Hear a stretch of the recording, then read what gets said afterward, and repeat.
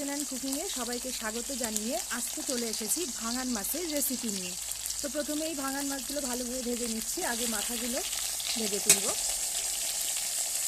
তো আপনারা প্রথম থেকে ভিডিওটি শেষ পর্যন্ত দেখতে থাকুন।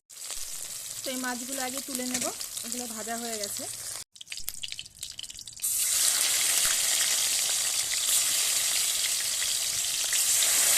ভাঙান মাছ ফুলকপি বা বেগুন দিয়েও কিন্তু খুবই ভালো লাগে, তবে আজকে আমি আলু দিয়ে করছি। আলু দিয়েও ভালো লাগে এবং ভাঙান মাছের ঝাল বা ভাঙান মাছ ভাপা সব রকমই কিন্তু খাওয়া যায়। ভাঙান মাছের খুবই কাটা কম, বাচ্চাদের জন্য এই মাছটি খুবই ভালো। এই মাছটা একটু নরম হয়, সেই জন্য খুব আস্তে আস্তে পিঠটা উল্টে দিতে হবে। তো মাছগুলো ভালোভাবে ভাজা হয়ে গেছে, এবার মাছগুলো তুলে নেব। জিরে ফোড়ন, এবার কেটে রাখা আলুগুলো দিয়ে দিচ্ছি। তো আলুটা আগে ভালোভাবে লাল লাল করে ভেজে নেব। আলু ভাজার সময় একটু লবণ দিয়ে দিচ্ছি, হলুদটা দিচ্ছি না।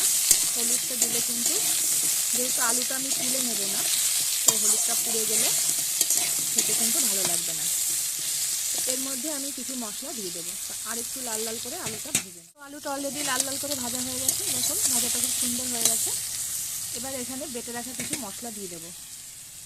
আমি এখানে অল্প পরিমাণে পেঁয়াজ, আদা আর শুকনো লঙ্কা পেস্ট করে রেখেছি। এখানে আমি রসুন ব্যবহার করছি না, আপনারা চাইলে দিতেই পারেন। তো এই মশলাটা আগে দিয়ে দিচ্ছি, এরপরে কিছু গুঁড়ো মশলা অ্যাড করব। পেঁয়াজের গন্ধটা একটু চলে গেলেই গুঁড়ো মশলাগুলো দিয়ে দেবো। এবার দিয়ে দিচ্ছি হলুদ গুঁড়ো, দিয়ে দিচ্ছি জিরের গুঁড়ো, আর দিয়ে দিচ্ছি ধনিয়া গুঁড়ো। এর সাথে দিয়ে দিচ্ছি একটু গরম জল। এবার এই মশলাটা খুব ভালোভাবে কষিয়ে নেব।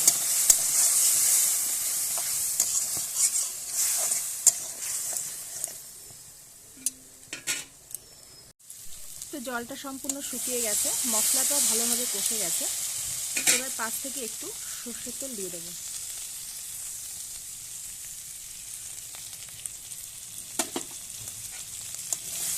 এবার আর একটু কষিয়ে নেব। কষানোর সময় একটু সর্ষের তেল দিলে কিন্তু কালারটা আরও ভালো আসবে, খেতেও কিন্তু একটু অন্য ধরনের স্বাদ আসবে। তো এবার পরিমাণ মতো গরম জল দিয়ে দেবো। জলটা খুব ভালোভাবে ফুটে গেছে, এবার মাছগুলো দিয়ে দেবো।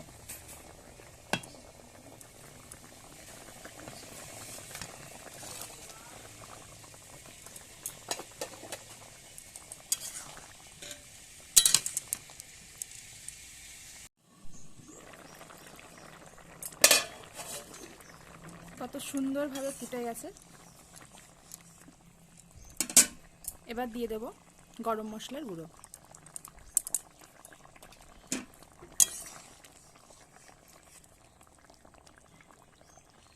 সব শেষে দিয়ে দেব ধনেপাতা কুচি। আরও 5 থেকে 7 মিনিট এইভাবে ফুটতে থাকবে। এবার দিয়ে দেবো ধনেপাতা কুচি।